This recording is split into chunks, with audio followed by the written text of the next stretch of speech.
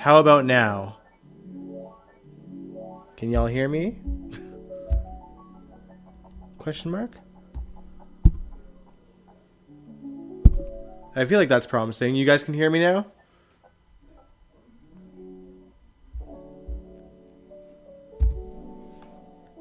Yes, no? Okay. Alright, well, the first thing I said was, what irritated you, Angel? Let me know. I want to know. I'm curious. Sorry, guys. I don't know. Every now and then, my like settings will just change on a whim. Like it's saying I had no mic connected, and I was like, I definitely do. It's sitting here with the blue light on.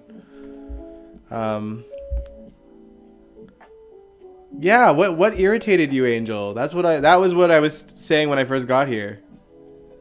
And hey, everybody else. Hey, De Havilland. Who else is here? Hey, Allison. Hey, Aaron. Willow and Drew. Well, yeah. I hear that. I hear that. Oh, man.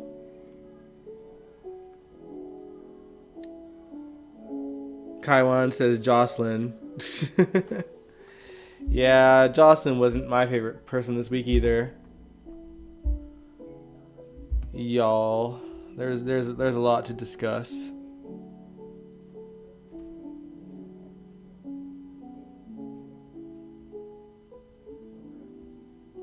Honestly, I like all the Quartermain, you know, drama being at the forefront, even though Willow and Drew irritate me. Until you said it was by the grace of God I watched Friday's episode. Oh man. Well, we're going to talk about all of them one way or another. So, you know, on that note, what's up, everybody?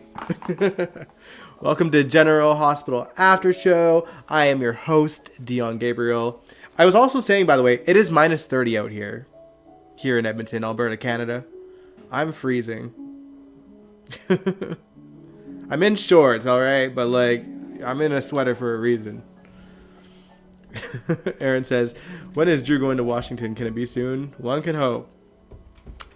But yeah, we got lots to talk about this week, so we might as well jump straight into it since we had technical difficulties a moment ago after this quick swig of water.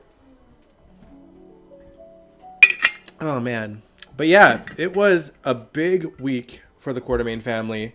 So much drama and chaos, and believe it or not, Monica Quartermain is right in the middle of it, despite the loss of Leslie Charlson and the absence of Monica Quartermain on screen. But let's talk about the Q drama in general, and we'll talk about why Monica's in the forefront of it as well. Angel says, Joss is young and new to detective work. I hope Cyrus will not stab her next. We'll see. But yeah, let's get into the things with the Qs first. Now, okay, so we can't not talk about Drew and Willow. As much as I hate them, as much as you do, Angel, right now, for surezies. But we got to talk about them anyway. And we'll do them first, so that we can get them out of the way as quickly as possible.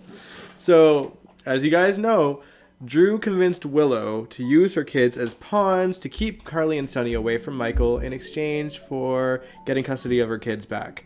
And anyone who knows Willow knows that this is not something that she would typically do. And called, everyone that knows Willow as well called Drew out for that as well. For being the devil in her, well, Not just talking about her ears. But yeah, even Nina called her out at one point, but before that, Nina pulled Sonny to the side and convinced him that ultimately the kids being with their mom is the right thing for the grandkids, despite how they feel about what Willow did, especially since Michael can't be there for them right now. And Sonny agrees to give the kids back. They had placed them at the Quartermains, since that was technically their grandkids' homes anyway. And they knew the Qs would make sure that they were taken care of.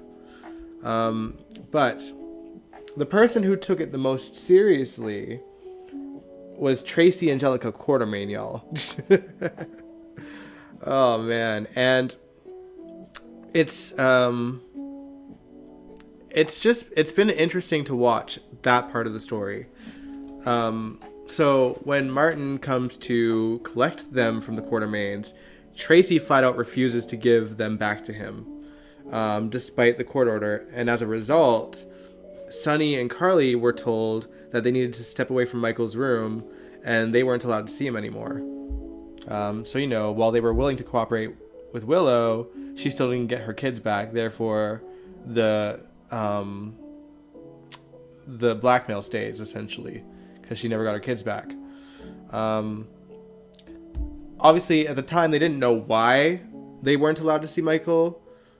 And then, once they learned that Tracy's kind of holding them hostage, Sonny and Jason went to plead their case to her, stating that they won't be able to see Michael unless Willow has her kids. And Tracy basically says, not my problem. Not only that, but she brings up how Monica fares in this situation. And she talked about how devastated she is about Michael and how taking away her grandchildren would devastate her, even more than how she feels right now with Michael being in the position that he's in, and that she might not survive the grief. And in a shocking turn of events, Jason puts the Quartermains first and sides with Tracy. He does not want to take Monica's grandchildren away from her, and I think that's really telling on how fragile the character of Monica is right now. We know that her health is deteriorating.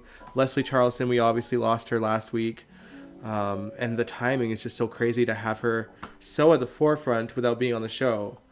And again, I think, we talked a little bit about it on Wednesday, but I think that the show knew how her health was deteriorating and kind of prepared the story because of that. Because the timing is crazy. But yeah, I gotta say, I love this new version of Jason we've been seeing the last couple of weeks. First, he moves back in with the Quartermains. Then he refuses to take over Sonny's business. And then he sides with the Qs over Sonny and Carly. It makes me curious about what's in store for Jason, in the future. I mean, I don't see him donning fancy suits and reindeer sweaters again, like the good old days. But I can't see him being Sonny's enforcer for much longer either. I don't know. What do you guys think? How are you guys feeling about this sudden sort of change in Jason, and Jason putting not just his kid first, but also the Quartermains first for a change? And what are y'all saying? Jason didn't beat Drew enough. Oh, come on. You said, I don't believe this whole devil in her ear type of thing. She's attracted to Drew. Drew's a muscular man, much more handsome man. Yeah, that's what I'm saying. I know I'm saying, he's a devil in her ear, but he's also, probably really good at the sex. And he's hot. I get that part, but he's also, easily manipulating her, too. Aaron, you said Alexis needs to fight Drew for custody of Scout. I think she's going to. Kaimani said, I would... I think this was originally written for Leslie, but I think they had to give Monica. Yeah, maybe. Maybe they were hoping she'd be a part of it, but who knows? Who knows? Angel, you said Tracy literally told Sunny to act like a mob boss and handle Drew. Yeah, that was funny. Like, Tracy just being like, listen, I don't need to tell you this, but, like, Drew is the enemy. Take him out. That is what you do. You're a mob boss, for God's sakes. That was funny. Hey, Nathan. Kaiwan, you said, my dream is Jason gets a little bit of memories bit by bit. I feel like it's a story that a lot of fans have been clamoring for many years. I wouldn't mind that happening personally, but I don't know if I see that happening. Aaron, you said maybe Sam's death really affected Jason. I'd like that to be a bit of a factor as well. You know, because Sam was such a big part of his life for so many years that I think losing her, even regardless of what their relationship status was at the end of her life, would change him, realistically. Yeah, Sam's death really affected Sam, or affected Jason, I'm assuming you mean. Yeah, I think so too. I do. But yeah, I don't know. I'm interested to see what they do with Jason next. Maybe he'll join the WSB. Who knows? Who knows? De Havilland says, I love it that Jason is not putting Sunny and Carly first. I'm kind of sad that we didn't really get to see Carly's reaction to Jason choosing the Qs over her. Because we didn't really get that so much. He may be a 45-minute man, but he isn't muscular enough, Drew. I mean, I don't know. I just, in comparison to Michael, he's got a lot more muscles. Oh, man.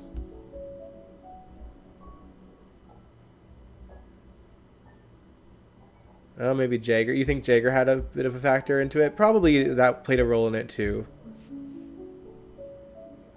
Laura, hey, you didn't miss much. We were just talking about Drew and Willow and how Tracy is fighting for her kids. I had technical difficulties at the beginning, so that took up about 5 minutes. And I started at 1:45. So, you know, we were just settling in and saying hi, and then we started getting into that. But that's all we've talked about so far. So you've missed very little. Very little. I will never forget 45 minutes. Is this a reference to something? What am I missing? What am I missing? Oh, man. Fill me in, but we'll carry on. Since we did talk about the WSB for a sec, Carly needed something to do while waiting for Sunny and Jason to try and grant custody of the kids back to her and Sunny. So she talks to Jack. And they discuss burn units that can remove the scars so that Michael doesn't have to live the rest of his life with constant reminders of the trauma he experienced. She, of course, was referring to the place that Ava went when she was burnt. But supposedly that place no longer exists for whatever reason. But there's a similar one in Germany that does similar experiments as to what they did with Ava. The tricky thing would be convincing Willow to put him there. And we'll talk about that a little bit later. But I want to talk a little bit more about Willow. Because Nina has a conversation with Willow about how blackmailing Sunny and Carly isn't like her, and calls her out for letting Drew turn her into something that she's not. And it actually gets through to her enough to have her actually think about the things multiple people have told her in the last couple of weeks. Everything from her pattern of being a damsel in distress, that falls for whoever saves her from a crisis, to letting Drew dictate everything she says and does. Chase shows up and she asks him if it's true because she sees him as a friend, you know? I missed Chillo and Chillo, I miss him so much. I was going to Chillo and waste Willow and Chase. I liked them way more than I liked Michael and Willow. And now look at them. Now look. Oh, man. Oh, Drew and Nina spent 45 minutes doing the devil's tango on the floor of the office. Yikes. Willow is self-conscious. Willow's self-consciousness is evil, but not good-hearted evil. Laura says maybe that's why Willow and Nina are so into Drew. Can't be much else. He's a bore. True. He's like a Ken doll. All right. But yeah. Basically, Chase, being the sort of golden retriever that he is, reassures her that she is not someone that just chases like heroes, but she totally is. I mean, 3 guys in a row. Actually, I mean 4 if you count Shiloh. Oh lordy. But yeah, he reassures her that it's not completely true, and that she's fully capable of handling her kid's situation in her own way, and that she knows what's right for them. The end result is that Willow is willing to let Sunny and Carly see Michael and be in the room with him and help out with any of the decisions going forward, regardless of what's going on with custody of the kids. But one of the decisions is where Michael should heal. Willow thinks that having him close would be the best option, so that the kids can visit him. Carly, of course, thinks it's a special clinic in Germany so that he doesn't have any scars once he's fully healed. Now, for whatever reason, and this is the part that annoyed me this week, especially Friday, just Friday, they feel compelled to have Michael make the decision. But he's been in a medically induced coma so that he wouldn't be in severe pain from his burns, and they think the best thing to do is to wake him up so that he can make his own decision on the matter. And that feels ick to me. And honestly, super unserious. Angel, you're probably the most expert in medical situations, but this seems like not a good idea, right?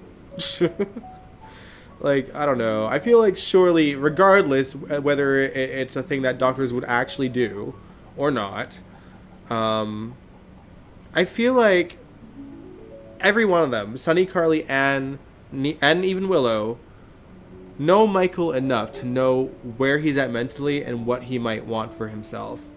Hell, even I think I do.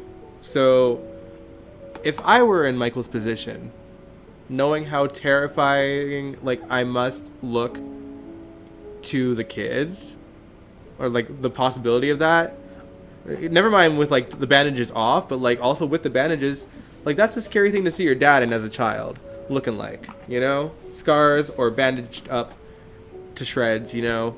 I wouldn't want my kids to see me that way, personally, if I had kids.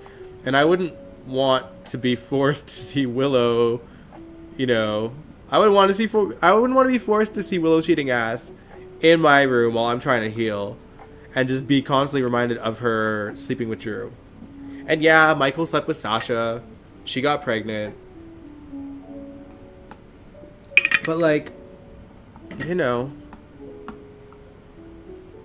it just, there was a lot of lying and cheating going on. And enough so to divorce her. And never mind, like, the fact that she also just took her kid, like, their kid, out of the state to be with the guy that she cheated on him on. So, like, if I were Michael, I'd be like, please take me to Germany for the love of God. Oh man. But yeah, Sunny and Carly, they also have enough money to fly down to Germany as much as they want to anyway. So does Jason, if he wants to see Michael too, for that matter. And from a viewer's point of view, if he's in Germany, we won't need to see Michael that often, and we won't have to deal with, you know, a dummy with a Michael wig on his head while they talk and do monologues around it. And I'm here for that. And as a Michael hater, I'd be down for him to stay in Germany even if he gets better, or at least if they give him until they give him a better personality than the Michael that we have for the last 10 years. But I digress. That reminds me, though, before they woke him up to ask him about that choice, which for the record he has not made yet, Michael actually almost died this week. That happened at the beginning of the week. So, if you guys recall, the previous week, Cyrus injected Michael with the digitalis. Um, and, by Monday's episode, he was going into cardiac arrest. And when he did, which honestly isn't out of the realm of just a realistic possibility for the condition that he was in. But when what they were trying to do to revive him wasn't working, Dr. Isaiah, Dr. Hottie, I love Dr. Isaiah, by the way. I'm so happy with his character, and just how they're utilizing him. But yeah, he gets a hunch that maybe this is another case of a patient getting killed by digitalis. So he gets Lucas to bring a counter drug to digitalis to see if that would work. And, there's nothing really to lose on that matter. Michael was going to die anyway. This is the only other option that could save him. Like, he'll die one way or the other if it's not digitalis. But at least if it's not digitalis, he'll die one way or the other if it is digitalis. I don't know what I'm saying. You guys get what I mean, right? Like, I'm trying to say that, like, he will die if digitalis was not in a system one way or the other. Like, putting that counter drug was not going to kill him. He would die anyway. But if it is digitalis and they put that drug in the system, it would save him. And it did. So, sorry. My mind just went 1,000 different ways for that moment. But, yeah. So, the drug worked. And, of course, what security footage they do have doesn't show anything. So, obviously, Cyrus has his ways around getting shown on the security. I don't know if he just shows up in the scrubs in the first place. Who knows?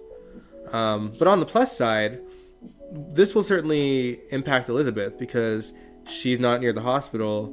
Therefore, she can probably go back to work again. And not a moment too soon, because right now they have her and Lucky spying on Cyrus Renault. Elizabeth is trying to act like she's so thrilled about his biblical missions for patients in hospitals, while Lucky kind of plays the bad cop to her good cop. But she'll be a lot safer behind a desk than next to Cyrus, in my opinion. So, I don't know. Tread carefully, Liz.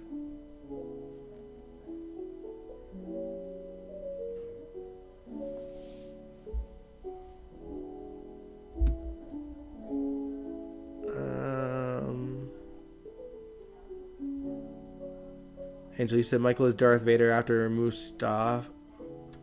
Oh, Michael is Darth Vader after Mustafa type of pain and burn. Take him to Germany, and thank God Isaiah has a brain. Sorry, Kaiwan. You're talking about when Wiley?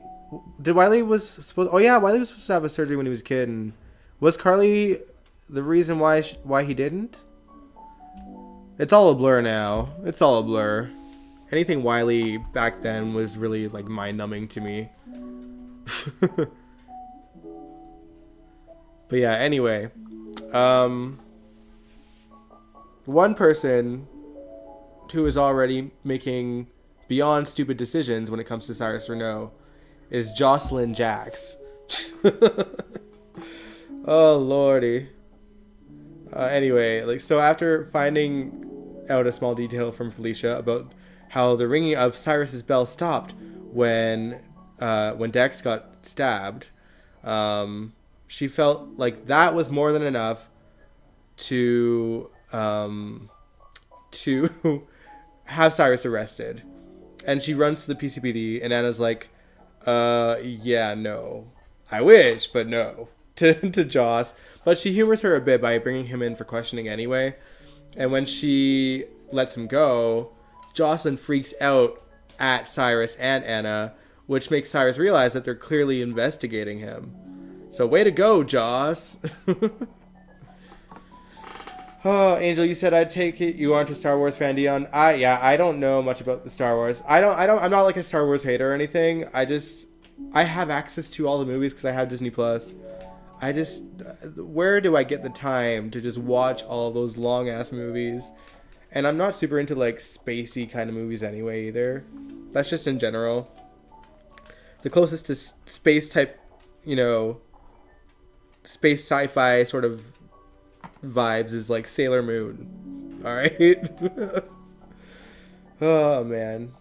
But also, I do like love looking at the night sky. I'm just not like a big like outer space fiction type of stories kind of guy. Why do you think Elizabeth and Willow don't talk to each other? I mean, that could have been a factor. Like they did talk to each other sometimes when she was at the hospital, but we just yeah, we didn't see them too often. Mostly because we never see Willow at the hospital. You binged the Star Wars movies during quarantine? Y'all saw what I did. I was binging old episodes of General Hospital. That's what I was binging when we were on the lockdown, yo.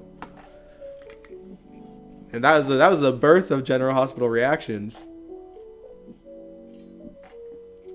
Or as I called it, GHMV Reacts back then.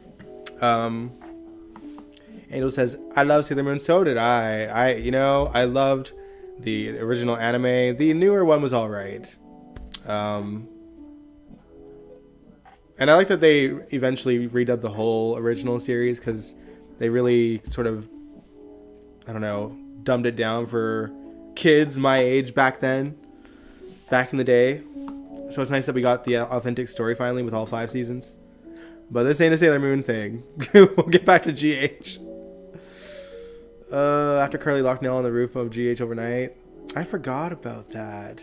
Man.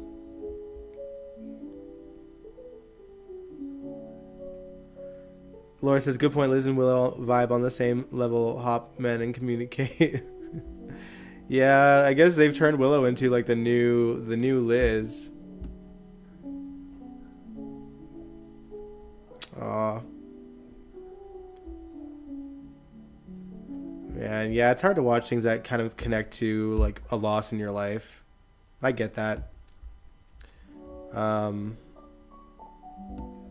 All right, now let's get back to Tracy for a minute, by the way, because we didn't really finish talking about what she's been up to. She, like I said, she had put her foot down when it came to taking the kids out of the house. After Chase had finished talking to Willow, he went back to the Qs and tried to demand that Tracy give the kids back to her. Doesn't work, obviously, but A for effort, Chase. Carly tried it too. She tried it. She failed.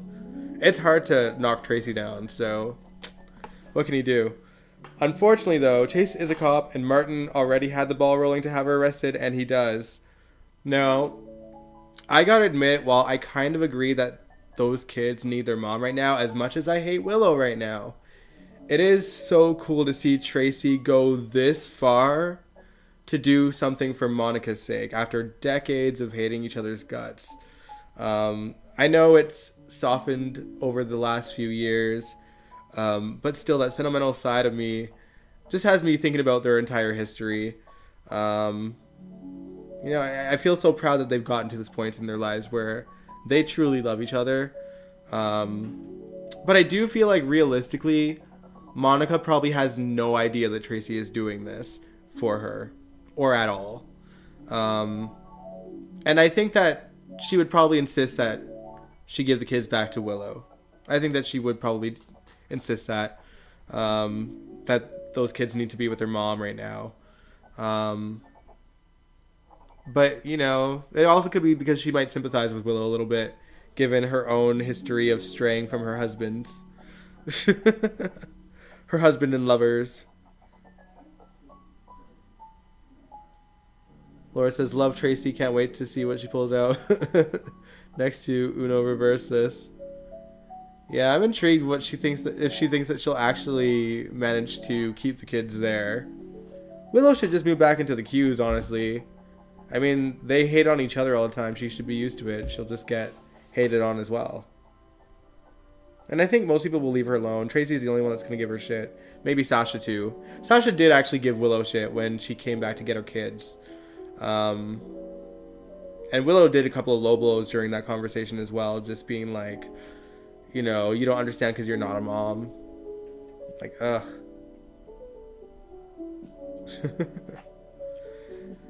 Oh, man. But yeah, Now, as for Drew, this man, he's just a mess. Alexis asks him some really realistic questions, and he tries to kind of dance away around all of it. And later on in the week, she and Curtis discussed his poor choices, and she fears that he might take her away, take Scout away, from everything that she knows, and move to DC, and probably just to be with Willow as well. And even Alexis can kind of see that, like, he's making choices based on what he wants with Willow, and Scout is kind of the side factor. He says that he thinks that Willow could be good for Scout and just what she needs, but, like, even Alexis is like, are you just hoping so? She's not questioning whether Willow would make a good mom to her, but, like, is it really what she needs or what you want is what she's kind of getting at.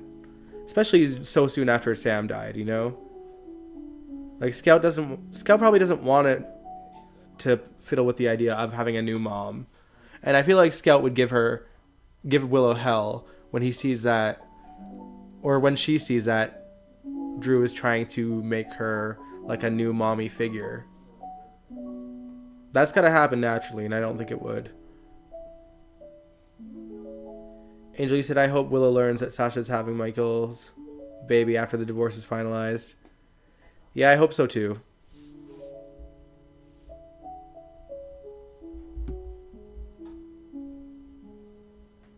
I think Drew is grieving his ex-wife, but, like, I feel like his feelings for Sam kind of depleted over the years, you know? Like, once he got back, he kind of gave up on pursuing her after just a couple of weeks. Albert says, Drew's a good man, just a flawed one. I've been in Drew's shows. I've been in good show. Well, hold on. Am I reading this wrong? Drew's a good man, just a flawed one. I've been in Drew's shoes is what you mean, I think. Good people make bad choices. Not that they're bad people. Yeah, I don't know. It's interesting. The show is really... Like, I'm annoyed at Drew. I can't stand him, but I've never really liked the character to begin with, so it wouldn't take much for me anyway. I just liked him better when Billy Miller was playing him, and even then I was just like, there wasn't much to his character. But yeah, I don't know, they're really painting him to be enemy number one, and like, I don't know, it's working. I think the character is getting a lot more hate than love. Everyone's calling him out, y'all.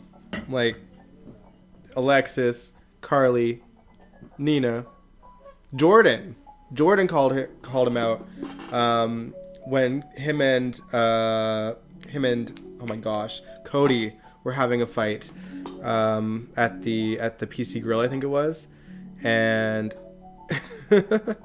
she just like broke it up before it escalated, and she called him out for his crap.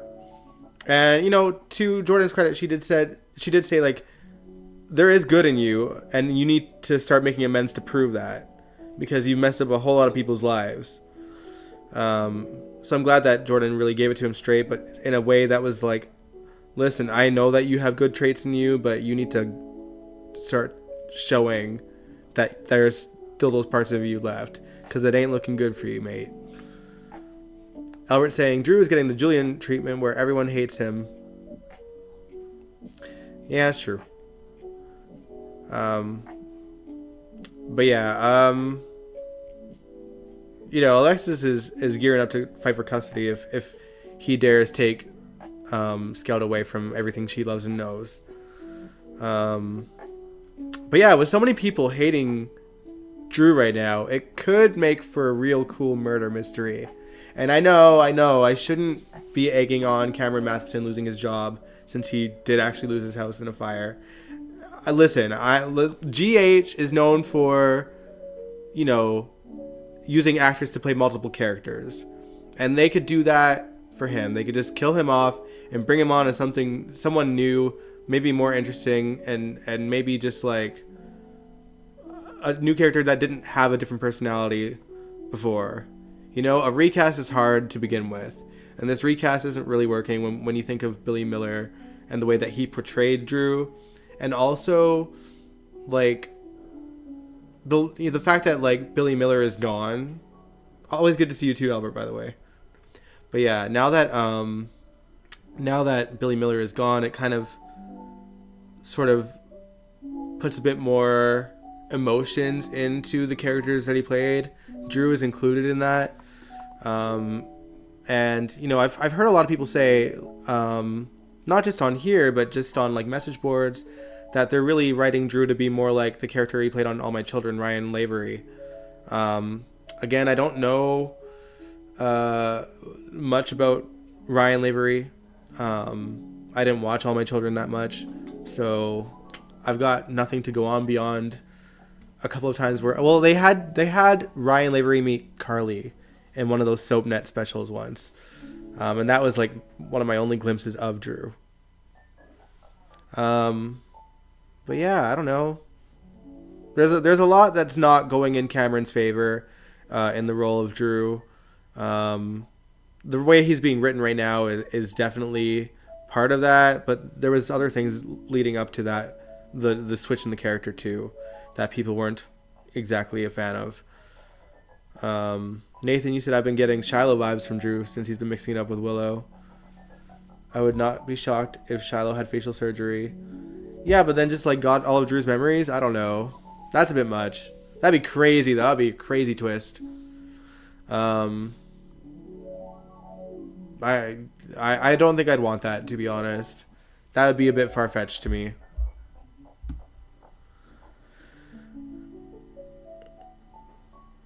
Angel, you said, I just can't believe Cameron Matheson is shocked and outraged we are at his character. Like, dude, what did Michael do to you? Aaron says, no, Nathan, no Shiloh. Yeah, but yeah, that is a theory I've heard, Nathan, from other fans as well. But I don't want Shiloh back in any capacity, and that would mean there'd be some weird memory mapping going on as well. The Shiloh vibe is double dipping mother and daughter. Oh my gosh. All right, though, let's move on. We'll get away from the cues because there's well, not quite. Well, we got a couple more cues to talk about, mainly just Brooklyn.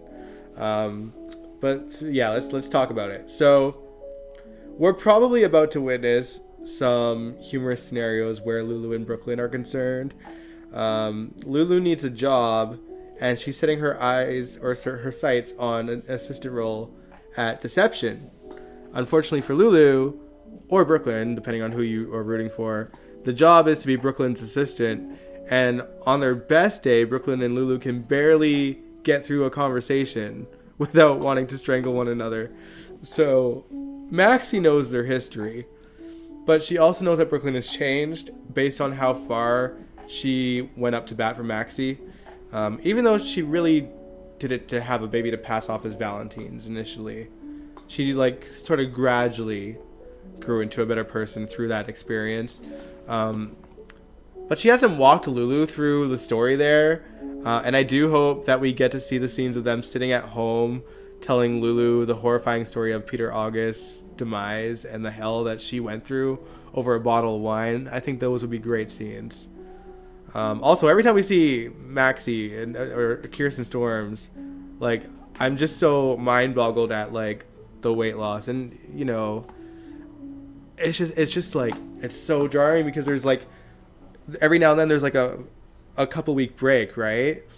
And there are times where we don't see Maxie for a while, and it's like, it feels like just like yesterday she was just like slightly bigger, and then like you look back to a year and you're like, whoa. She looks fantastic, and I'm not judging her for using Ozempic. It's just I had to say that it's like jarring, and it's such like a common thing right now.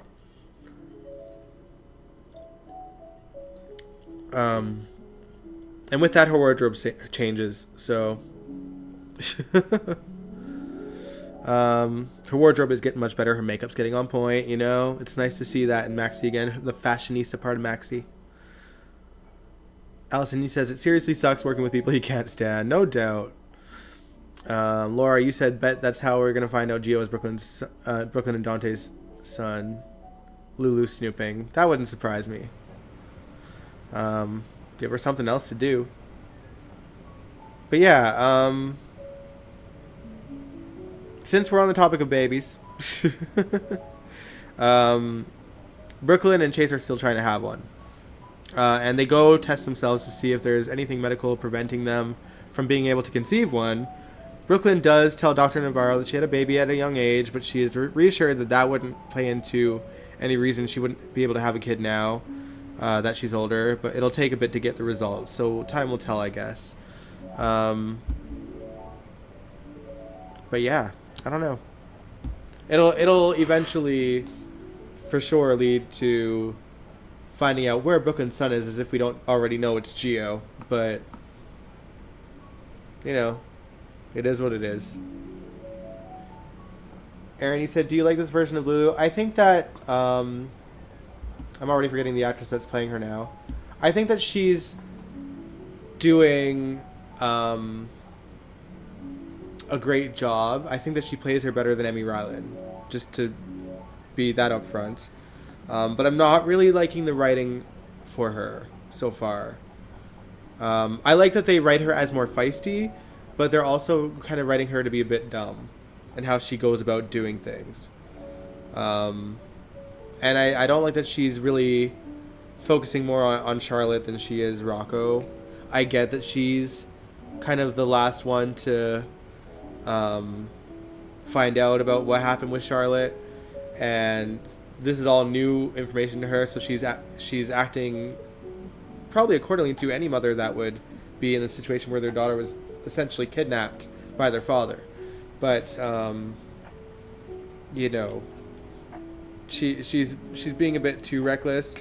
And while Lulu in like the Julie Berman era was like pretty reckless, she still had a brain, you know? She had a brain. She just had street smarts with that, and this Lulu doesn't seem to have those street smarts yet in at least certain situations. I don't know.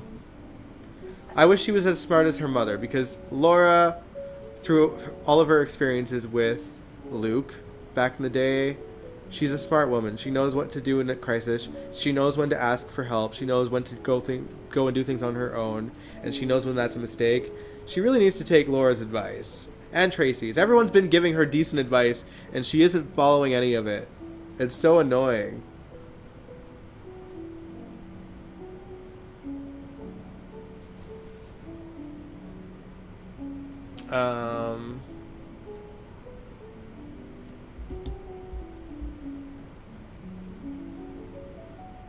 Sorry, I am... Okay. I gotta scroll up. Do we know she's using Ozempic? Listen, as like if this was like a normal weight loss experience, she wouldn't have lost it that fast, you know? And again, not judging her. Like, Lord knows if I had the money and I was, you know, very overweight and I was struggling at the gym to lose it, I would be all on top of it. Dead ass. I think it's smart. It's a quick way to lose it. I mean, I suppose we can worry a little bit about the side effects and like if it's, I don't know if it's addicting. There's a lot about it that I don't know. The only thing that I do know is that it makes people lose weight really fast, and we've seen it with people like Christina Aguilera and Kelly Clarkson and Whoopi Goldberg. So I don't know. But that said, apparently there's some people that it doesn't work for. So I don't know. And like, you say it's a shot thing. I thought it was like a pill thing, Allison. See, which shows about, you know, just how much I know. Kaiwan, what were you saying? Finally giving Brooklyn a real storyline. Oh, the Ask Man Lander stuff. You think that they're making Lulu like Sam? I don't think so. Even Sam's smarter than Lulu. How long do you think before Lulu and Cody hook up? That scene felt like a chemistry test to me. I mean, their opening scenes of them like meeting in the car were definitely like chemistry testing. And I'd be here for Lulu and Cody to try things. I think that's why they probably broke up Cody and Sasha, to be honest. Yeah, I don't hate the idea of Lulu and Cody so far. Angel said, I don't understand why BLQ is panicking. You aren't going to be as fertile as you were in your teens. She's what, the late 30s, early 40s? I think she's late 30s. It's going to take time. Yeah.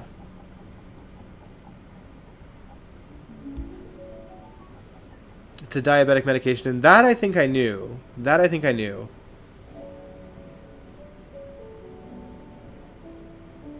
I take pills, but I hate needles. Also, I can't afford it. That's fair.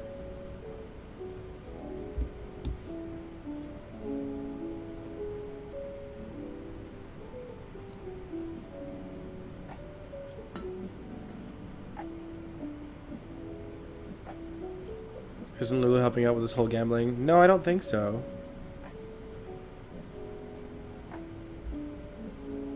Alright. Let's move on, though. I want to talk about Trina and Kai, alright? We're seeing them settle more into, like, a friendshipy flow with each other. Apparently, he's also besties with her Aunt Stella, not even knowing that she's literally Trina's Aunt Stella. He even calls her Aunt Stella. Turns out they're yoga buddies. We see Kai ask Trina for advice as well on a decision that he has to make. He basically has an opportunity to play for the big leagues of football, but that would mean not completing college and leaving PCU's football team hanging. Or he can play for another year, but the thing about that is that he would risk getting hurt before he's able to make it to the big league, and that's what happened to a college mate of his before. Turned out he didn't need a year to do that. He injured himself by the next game. Trina witnessed it watching TV at the Brown Dog Bar and was beside herself. Gio was with her at the Brown Dog. Not that Trina noticed. She was so obsessed with watching Kai on TV. Anything he said to her was just going in one ear and out the other. But that's okay, because when nothing else is going on, I barely know what Gio is saying either. He's hard to pay attention to. Oh man. But yeah. Thankfully for Gio, Emma shows up to shake things up a bit and give someone to actually notice him. But then Felicia and Sasha, they show up as well, because Felicia had to deal with the Corinthos and Quartermain clan and that drama, so frankly I can't blame her for needing a drink. Sasha was there to be her designated as well as mandatory DD. And Felicia wasn't thrilled to see Emma at the bar, even though Emma is technically 21, only because she once had a party in her dorm that went south. And she doesn't want Emma to make more poor choices. And I'm torn here because there's this part of me that can't help but think of the innocent, wholesome Emma that we watched since she was a child, all the way as recently, like, a year ago. I forget when we last seen her, Brooklyn as Emma, but it wasn't that long ago. And, you know, so that part of me wants to be like, yeah, I'm mad that she's adulting too, until you're reminded that she is actually 21. And then Felicia, you know, like, the way that Felicia is acting towards her, I want to say, like, Felicia, she's 21. She's allowed to go to a bar and have a drink. And it's better to have a drink at the bar than, like, an actual dorm room where she got in trouble in the first place. So I feel like Emma's making a good choice here. She's not having a party in a room. She's just going to a bar to have a drink. I am interested to see where they go with Emma. Because Robin always remained pretty likable, even going into her early adult years. And there was no drastic changes with her character, but because, you know, we've seen her on screen all the time. But they've essentially flipped Emma's personality completely here. And, like, I know there's, like, a large gaps of when we see her, but it's never that large of a gap. Like I said, it's probably only been, like, a year since we last seen Brooklyn play Emma. But I don't know. I'm still interested to see where they go. I'm just confused as to what we're supposed to feel right now about her. Because she could be anyone at this point.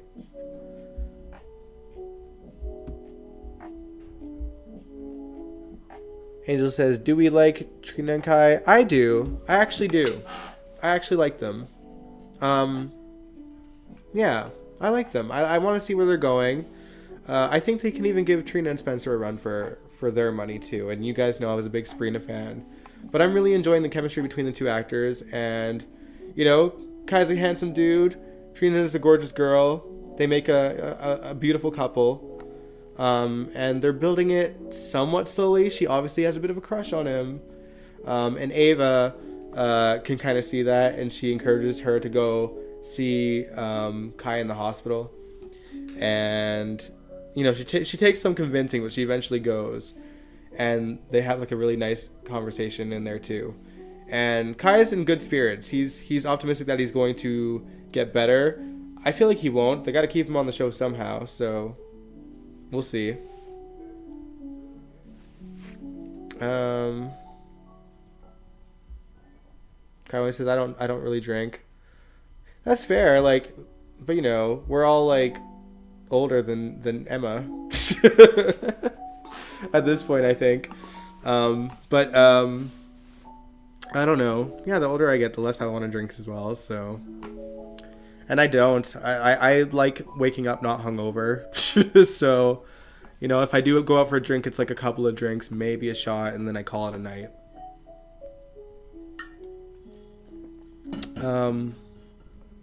But yeah. Anyway, Cody was also at the bar, and earlier in the week he asked Brad to ask his Aunt Selena to get him in on another gambling situation.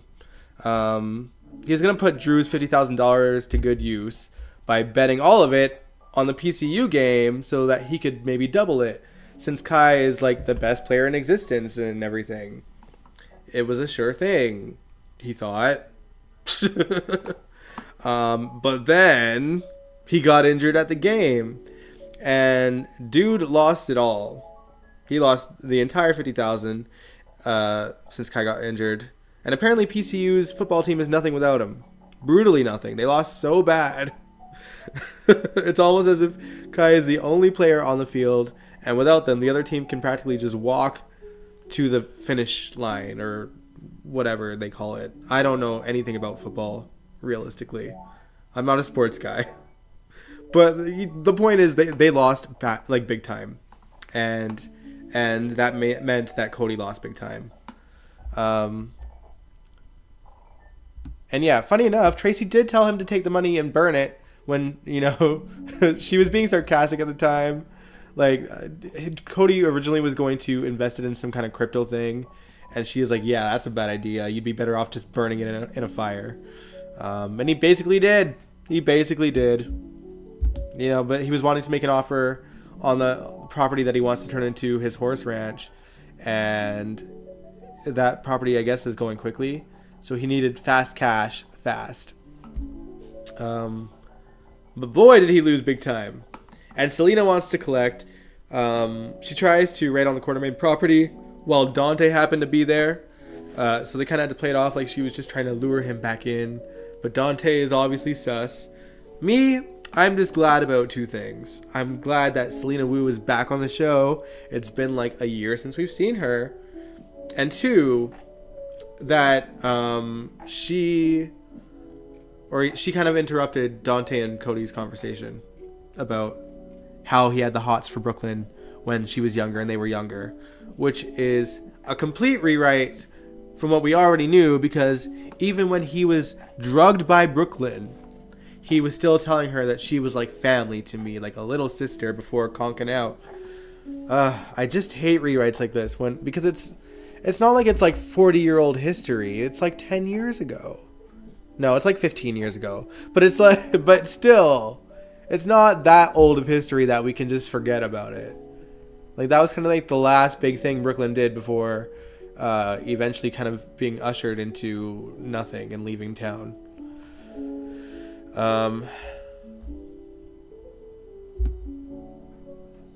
Angel says Cody is stupid and should have listened to Tracy. Laura says, I drink at metal shows or a shot of whiskey in my tea when I occasionally go out. Bars aren't fun anymore. Yeah, like I drink when I'm at a show, and that's about the only time I drink. I don't like going out just to have a drink. That's not my thing anymore. Like, I don't like that. I did that on New Year's, and I hated it. I loved being with my friend Amber. You know, I haven't gotten to see her as much. And that's what we did. We went to a New Year's bash together. But I really don't like the idea of just, like, going out to drink and dance. And, like, I'm just more like, I'll have a drink while I'm watching a show just to keep, you know, hydrated, so to speak, even though it's, like, alcohol. But, you know, just to have a good time and let loose a little bit and get the buzz on. But that's about it.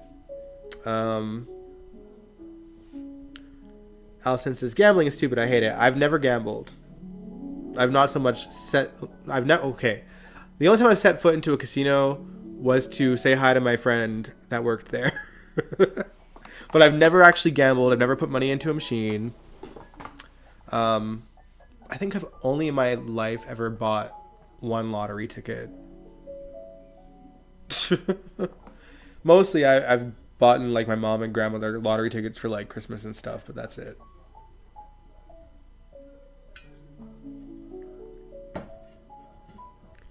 But yeah, you said gambling is stupid. I hate it. You're going to lose eventually. If I want to lose money, I'll buy stuff. Then at least I get something for it. That's true, Allison. That's how I feel. Yeah. There's people in my family that just have gambling addiction, and I don't want any part of that. So it is what it is. But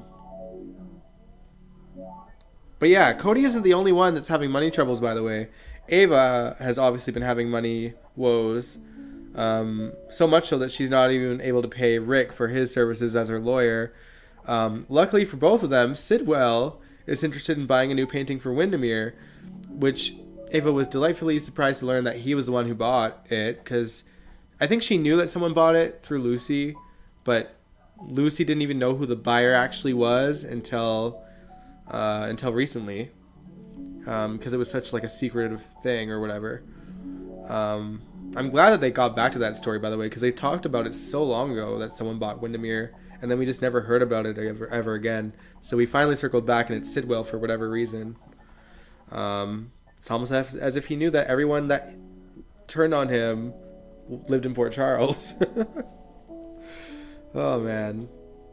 But yeah, Sidwell was kind of flirtatious with her. But the funniest part was that after Ava got him to buy a painting and got him to ask for more help, after Sidwell wrote Ava her check and left, Rick snatched it from her and thanked her.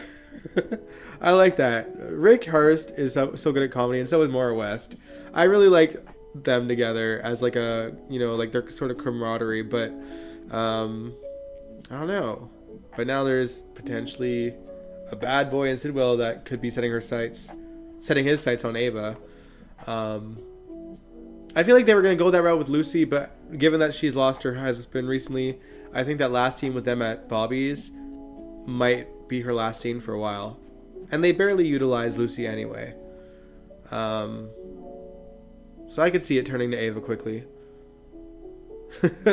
Angel says, the way Rick snatched that check out of Ava's hand. Exactly. Allison, you said I lost $100 in a machine and I was so pissed. Yeah, my uncle was a gambling addict. Oh man. Yeah, it's a bad addiction because you lose so much and it's such a waste of money. I feel like, you know, down on myself when I spend too much money out and about. And that's whether it's just like taking an Uber to get somewhere, or like, you know, buying too much in drinks and food at a restaurant or things like that. So like now I'm like super like stingy about my money. I'm like, I will take a bus if I have to. Like if I can help it, I will take a bus.